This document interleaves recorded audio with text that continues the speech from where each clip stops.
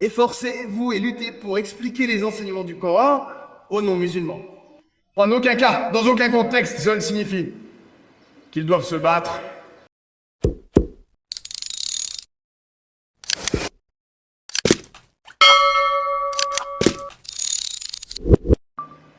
S'efforce et se bat pour réussir son examen d'arabe, nous dirons qu'il fait le djihad.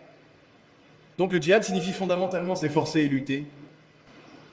La plupart des gens, qu'ils soient musulmans ou non, pensent que le djihad ne peut être fait que par les musulmans. Un non-musulman ne peut pas faire le djihad. Allah dit dans le Coran, dans quelques versets et à quelques endroits du Coran, que même les non-musulmans ont fait le djihad. Allah dit dans la Sourate Al-An'am, chapitre numéro 31, verset numéro 14, nous avons enjoint aux êtres humains d'être bons envers leurs parents. Dans le verset suivant, nous disons 3 fois par an, la mère nous a enfantés. Voilà.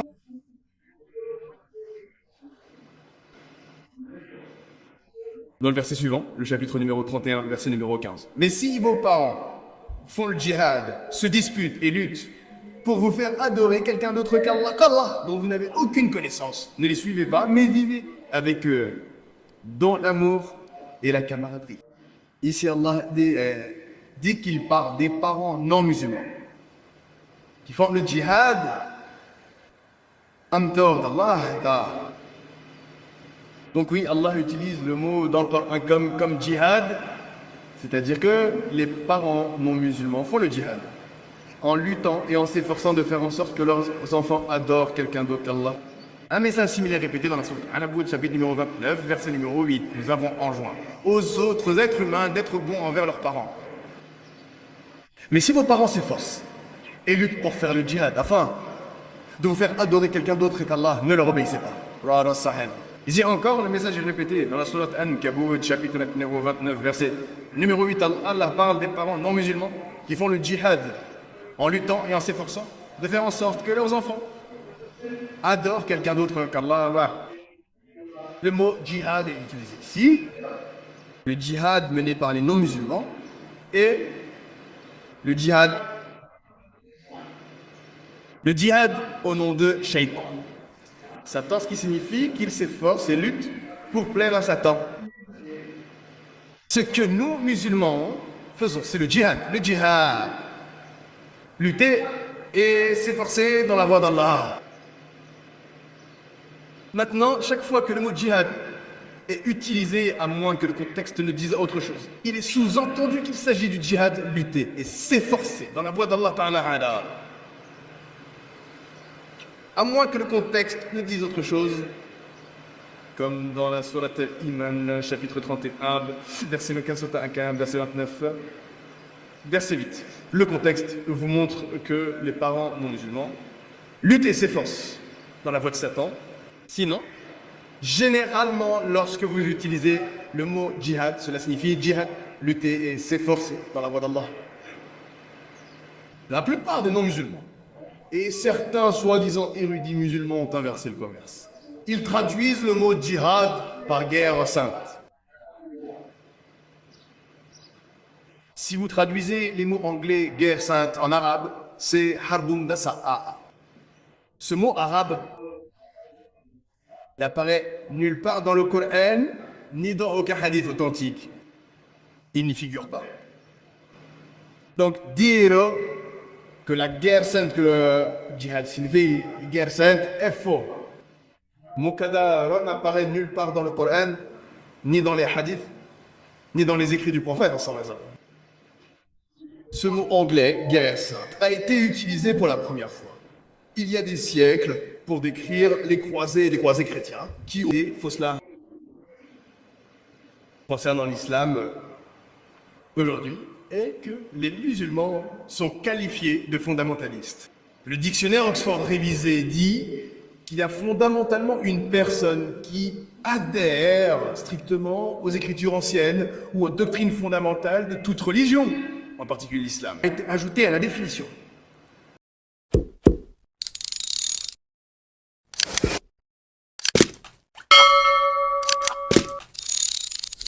Tuer Et l'islam autorise le qital pour aller à la guerre.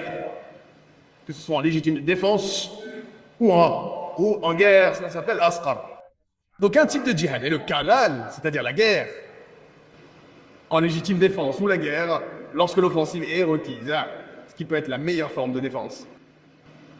Donc, en ce qui concerne le mot djihad, ce mot djihad apparaît dans la première moitié de la prophétie de Mohammed sallallahu alayhi wa sallam, lorsque Mohammed a reçu la révélation du Coran pendant environ 23 ans, pendant les 11 ou 12 premières années de sa prophétie, lorsqu'il vivait à la Mecque. De nombreuses fois, la révélation du Coran a été révélée à la Mecque. Et le mot djihad a été utilisé, mais les musulmans de la période mécoise ne l'ont plus. Plus jamais fait contre un non-musulman. Ce qui prouve que le djihad ne signifie pas tuer ou ne signifie pas. Ou ne signifie absolument faire la guerre. Ne signifie pas seulement faire la guerre. Ici, le djihad a été utilisé dans le sens de lutter et de se battre. Allah dit, Allah a dit dans le Coran, dans la sourate Al-Kaboul, chapitre numéro 29, verset numéro 69, que si vous luttez et que vous faites le djihad dans le chemin d'Allah, Allah vous ouvrira vos voies. Il ne parle pas de guerre. Allah dit dans la sourate Al-Qur'an, chapitre numéro 25, verset numéro 52. Ne croyez pas aux incroyants et luttez avec acharnement contre les incroyants. Cela signifie, faites le djihad contre les incroyants avec le Coran. Alors comment ferez-vous le djihad avec le Coran? Il n'est pas dit avec l'épée. Le djihad avec le Coran signifie, nous devons nous efforcer et lutter pour expliquer le Coran aux non-musulmans. Ainsi, la sourate Al-Qur'an, chapitre numéro 25, 52 dit aux musulmans qui s'efforcent de faire un djihad excessif avec les non-musulmans. Avec le Coran, avec le Coran. Et cela signifie que vous devez expliquer les enseignements du Coran. Efforcez-vous et luttez pour expliquer les enseignements du Coran aux non-musulmans.